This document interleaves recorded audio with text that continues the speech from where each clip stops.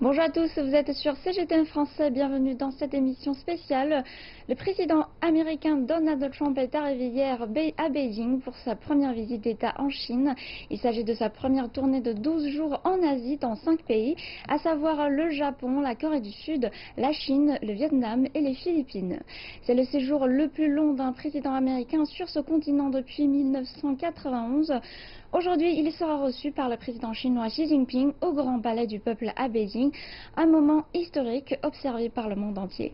Les chefs des deux plus grandes puissances économiques se rencontrent pour échanger des points de vue approfondis sur les relations sino-américaines et sur les grandes questions régionales et internationales. Aujourd'hui, pour mieux comprendre les relations sino-américaines et les défis auxquels les deux plus grandes économies du monde feront face, sur le plateau, nous avons avec nous Monsieur Xu Tebing, professeur à l'Université de communication de Chine. Bonjour monsieur. Bonjour. La Chine déroule le tapis rouge pour le président américain Donald Trump qui effectue sa première visite en Chine depuis son arrivée au pouvoir en janvier. Ces dernières décennies, les deux pays ont connu de hauts et de bas, mais depuis que le président Xi Jinping a pris ses fonctions en 2012, le gouvernement chinois a mis en place une série de mesures pour renforcer les relations entre les deux pays. Et voici un récapitulatif. Le concept de nouveau modèle de relations entre grands pays a été inventé par le président Xi Jinping à l'été 2013 lors de sa visite aux États-Unis. Les deux parties doivent procéder des intérêts fondamentaux de nos peuples et garder à l'esprit la nécessité du développement humain et du progrès. Nous devons penser de manière créative et agir de manière énergique pour qu'en travaillant ensemble, nous puissions construire un nouveau modèle de relations entre grands pays. La montée de la Chine a provoqué de l'inquiétude avec notamment l'évocation du piège de Thucydide, une métaphore empruntée à la Grèce antique faisant référence à la tendance à faire la guerre quand une puissance montante rivalise avec une puissance établie. Durant une visite d'État aux États-Unis il y a 2 ans, le président Xi avait déclaré qu'il n'y aurait jamais rien de tel entre la Chine et les États-Unis du moment que les deux parties se comprendront et se feront confiance pour éviter les erreurs de jugement stratégique. Je viens aux États-Unis cette fois pour promouvoir la paix et la coopération avancée. Avance rapide, cette année, durant son voyage aux États-Unis en avril, le président chinois a déclaré qu'il y a 1000 raisons pour lesquelles les deux nations doivent travailler ensemble, notant que la Chine allait continuer à se développer pacifiquement et était prête à travailler main dans la main avec les États-Unis pour le maintien de la paix, de la stabilité et de la prospérité dans le monde. Après l'Amérique d'abord de Trump et la nouvelle ère de Xi, que se passe-t-il ensuite ? Le président américain Donald Trump est arrivé à Beijing pour une visite d'État de 3 jours. C'est sa première visite dans ce pays depuis qu'il a pris ses fonctions en janvier et c'est aussi le premier chef d'État à visiter la Chine depuis le 19e congrès national du PCC et qui s'est conclu en octobre.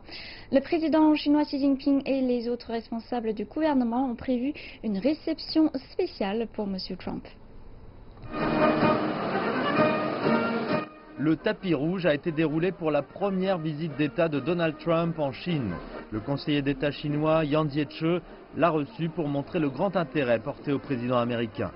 Ce dernier est accompagné de la plus forte délégation d'affaires de l'histoire, en partie pour tenter de réduire le déficit commercial qu'entretiennent les États-Unis avec la Chine. La première étape de Donald Trump, la cité interdite, en compagnie du président Xi Jinping. Les deux premières dames, Peng Liyuan et Melania Trump, étaient aussi présentes. La civilisation chinoise est vieille de plusieurs millénaires. Nous sommes tous des descendants du dragon. C'est la première fois que le président chinois et un chef d'État étranger visitent le musée du Palais ensemble depuis qu'il a été fondé il y a 92 ans. La petite fille de Donald Trump, Arabella, n'était pas là en personne, mais elle a chanté des chansons chinoises et le traditionnel Sanzozing via Internet. Elle a été saluée par le président Xi qui lui a donné un A+ pour son niveau de chinois. Le président Xi a déclaré qu'Arabella était déjà une star pour le peuple chinois. Il a dit son espoir de la voir venir en Chine un jour. Les responsables disent que ce type d'arrangement additionnel, en plus des banquets et des discussions formelles, montre plus que l'hospitalité chinoise.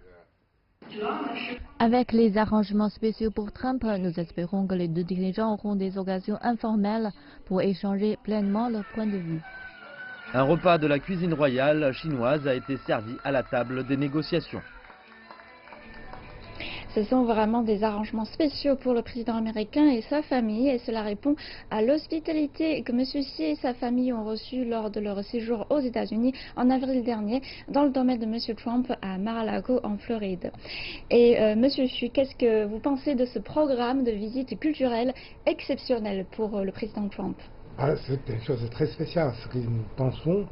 Classiquement, quand il s'agit de visite d'État, il y a tout un rituel. Ils ont prototype à suivre, les canons et après le discours, les parades militaires, etc., etc. Et maintenant, depuis certain temps, on a pratiqué sur la scène internationale un autre style qui s'appelle, disons, tête-à-tête, beaucoup plus intime, avec moins de personnes, entourage, pour créer une ambiance ou, disons, une atmosphère pour mieux que les dirigeants se connaissent mieux, se comprennent mieux. Mais cela dit, moi je pense toutes ces choses à ses limites. Les dirigeants tout de même, c'est pour défendre sa position, c'est intérêt d'État, mais aussi, disons, sa position, disons, sur des camps dossiers. Donc, il faut relativiser. Cela dit, moi je pense que quand M. Trump et son épouse sont venus pour la Chine continentale, pour la première fois, une certaine connaissance, disons, sur les valeurs, disons, culturelles, serait mieux comprendre à orienter leur, disons, politique vis-à-vis, disons, mutuellement. D'autant plus que, deuxième, moi je pense qu'il faut tout de même indiquer, c'est pas, disons, un lieu culturel à n'importe où, bon, c'est dans la cité interdite, c'est dans les palais impériaux qu'on a visité les trois salles qu'on s'appelle Très Rechong Redache, et en français ça peut dire grande harmonie, et aussi l'harmonie au milieu. Et la signification derrière, c'est que finalement, c'est qu'aujourd'hui, la Chine devient beaucoup plus puissante, émergente, mais notre philosophie internationale, ce n'est pas sur une certaine compétition, ou disons concurrence sans limite, mais c'est d'essayer de trouver, je dirais, l'harmonie avec les autres. C'est la signification, je dirais, de la visite dans le palais interdit. C'est une rencontre d'harmonie. Moi, il y a une image qui m'a touchée personnellement, c'est que M. Trump a montré la vidéo de sa petite fille au président chinois Xi Jinping. Ça montre que c'est une rencontre, c'est un échange humain, très intime, comme vous avez dit. On peut donner une autre interprétation, c'est que finalement, quand il s'agit peut-être M. Trump, mais comme le président Xi Jinping, sont des générations un peu plus âgées. Et donc la meilleure compréhension, la tâche, se tombe sur la future génération. Quand elle était très petite. Et avant de parler des enjeux politiques et économiques entre les deux pays, on ne peut pas parler du président américain sans s'arrêter sur le style Trump, puisque Donald Trump est d'une personnalité sorte de l'ordinaire, qui ne répond pas au code traditionnel politique que les États-Unis ont pratiqué dans le passé. Il amène une rupture sur le fond et la forme. Durant sa campagne présidentielle, une partie de la population américaine ont manifesté à plusieurs reprises contre sa candidature. Mais aujourd'hui, où en est-on et comment est-il vu par les Américains 11 mois après sa prise de fonction? C'est un courant en pompe, je dirais, depuis une dizaine d'années. Un peu partout dans le monde, entre d'un côté élitiste traditionnel, classique, de l'autre côté plus ou moins avec certains dosages, disons, un peu populistes, qui a le soutien, disons, de la Russie, si vous voulez, et que ces courants-là touchent beaucoup de pays, et les Américains, les États-Unis, disons, en tête. Concernant M. Trump, si on voit par exemple, c'est que son style a créé une certaine révolution, entre guillemets, appréciée par certains, mais contestée par l'autre. Finalement, il s'agit d'une divergence entre couches sociales, élitistes, populisme, mais aussi entre les grands choix classiques. M. Trump a dit toujours les Americans first, disons, priorité un peu égoïste de l'autre, c'est que les classiques élites préfèrent que les États-Unis continuent à jouer, soit disons, un leadership entre guillemets à l'américaine, beaucoup plus, disons, internationaliste et engagiste. C'est là que je pense toute une série de sa politique aujourd'hui a créé de controverses. Elle n'était pas, bien sûr, y compris dans un style de geste. Au moins, personnellement, si on voit, je dirais qu'un président ne font pas trop de putain de gouvernement, mais préfère toujours une certaine tweet. Attendez l'appréciation, commentaire immédiatement personnalisé au nom du président des États-Unis. Ça, quelque chose de vraiment tout à fait nouveau. C'est vrai que le président Trump a une diplomatie complètement différente que les États-Unis ont l'habitude de pratiquer. Moi, je pense, par exemple, sur des dossiers, peut-être, si une certaine, disons, appréciation personnelle sur une affaire, une figure, quelque chose de phénoménal, là, c'est, disons, praticable. Mais je pense sur des dossiers beaucoup plus complexes, sur la crise, je pense, par exemple, avec la tension avec la Russie, les relations avec l'Union européenne et surtout, par exemple, avec la Chine aujourd'hui, faut-il faire plus de coopération ou de concurrence?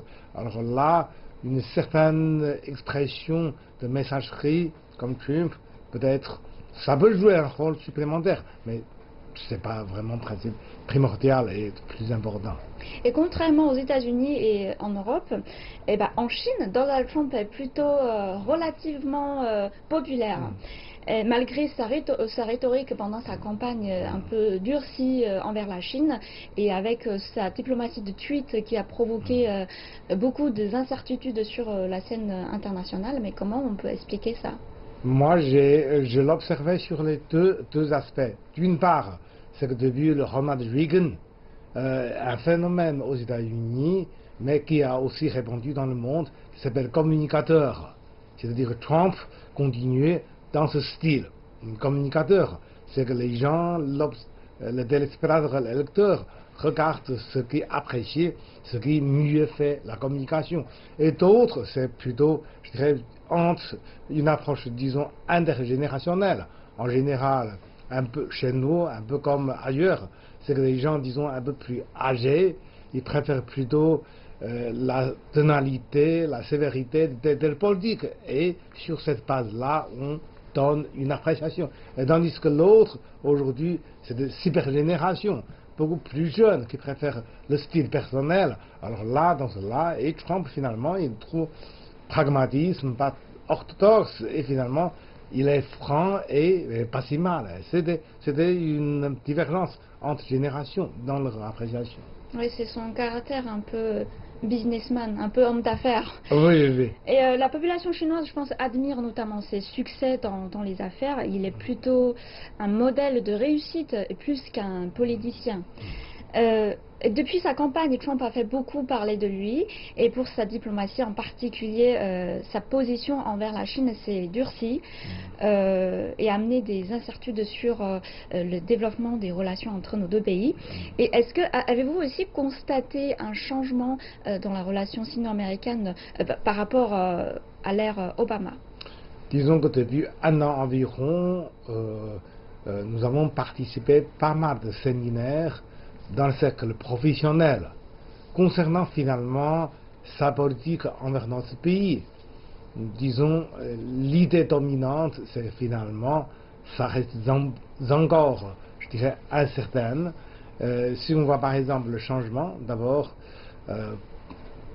au moment de l'élection, de campagne présidentielle, et après, je dirais, être mis aux fonctions, ce qu'on a vu, c'est que c'est entourage, c'est état-major décisionnel, il y a déjà pas mal de divergences sur la politique, sur les grands dossiers, y compris sur notre pays. Et certains sont démissionnés, d'autres ont remodelé leur position.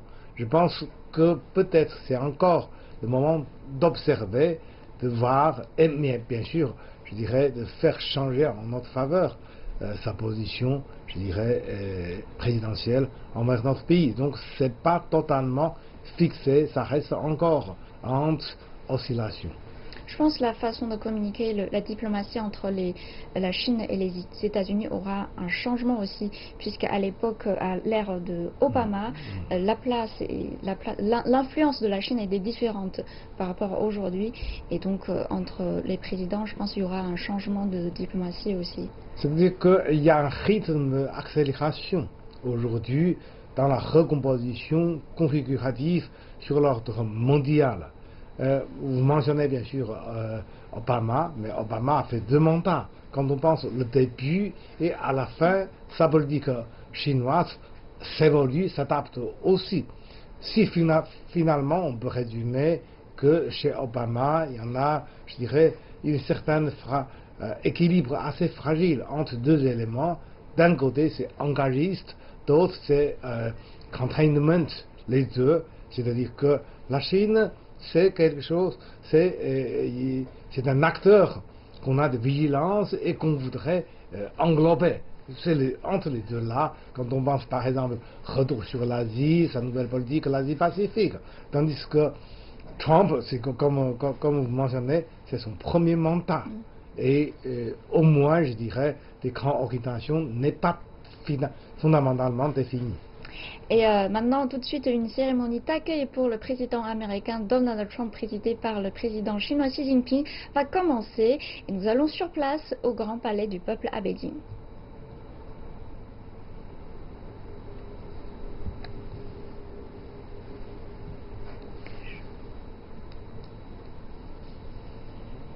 Convoi de président américain Donald Trump passe devant la porte Tiananmen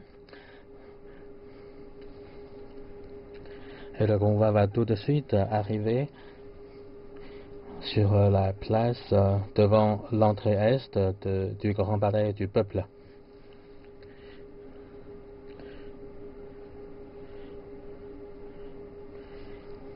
Il y aura également 10 enfants d'origine américaine qui poussent en Chine pour accueillir ensemble avec les enfants chinois président Trump.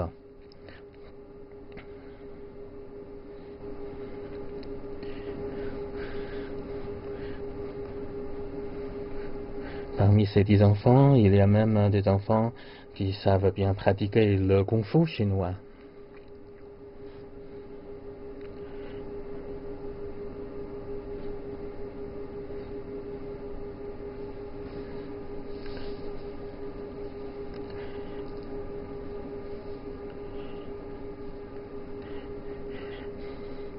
Maintenant, président chinois Xi Jinping et son épouse, Madame Peng Liyuan,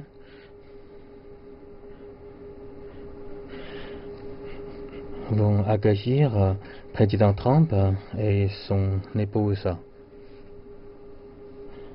devant l'entrée est du Grand Palais du Peuple.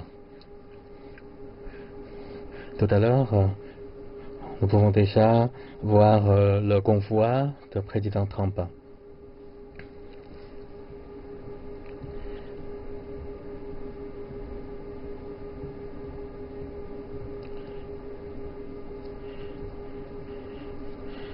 Aujourd'hui, on a déroulé le tapis rouge pour président Trump et cette place devant l'entrée est du Grand Palais du Peuple est décorée des fleurs.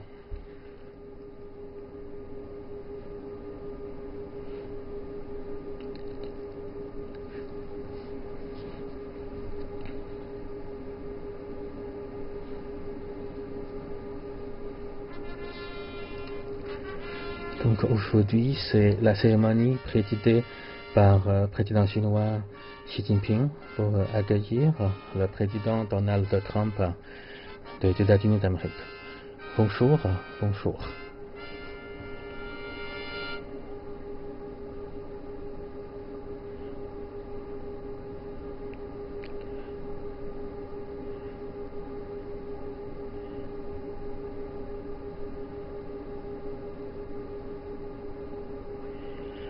Vice-premier ministre,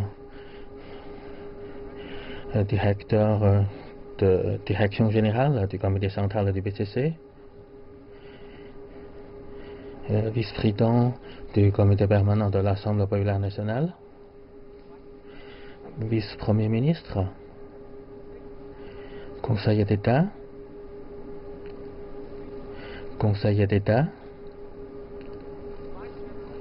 vice-président de la CCBBC,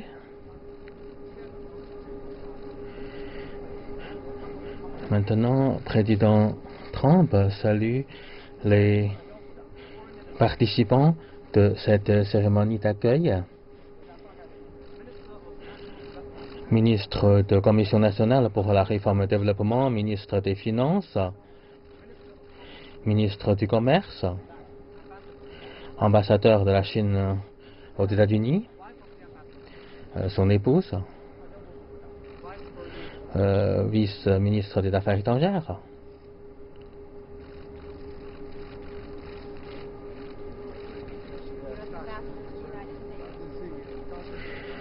Maintenant, président Trump présente au président chinois Xi Jinping les membres de la délégation américaine.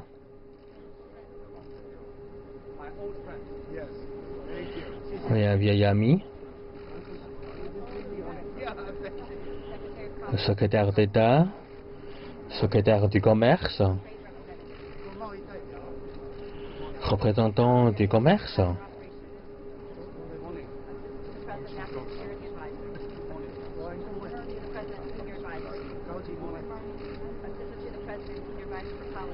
seigneur conseiller, notre conseiller de haut niveau,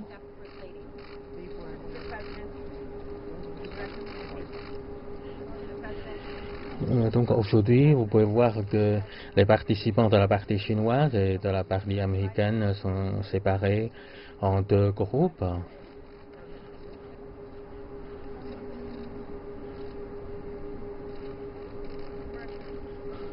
En face d'eux, ce sont les rangs de la carte d'honneur de l'Armée populaire de libération. Maintenant, les deux présidents se dirigent au centre de cette petite place.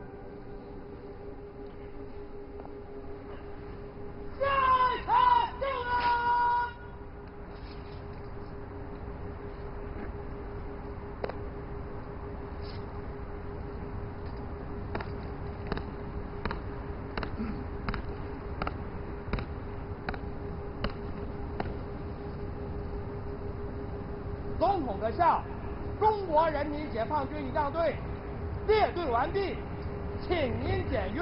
Excellence, Monsieur le Président, la carte d'honneur de l'Armée populaire de libération est prête pour être passée en revue.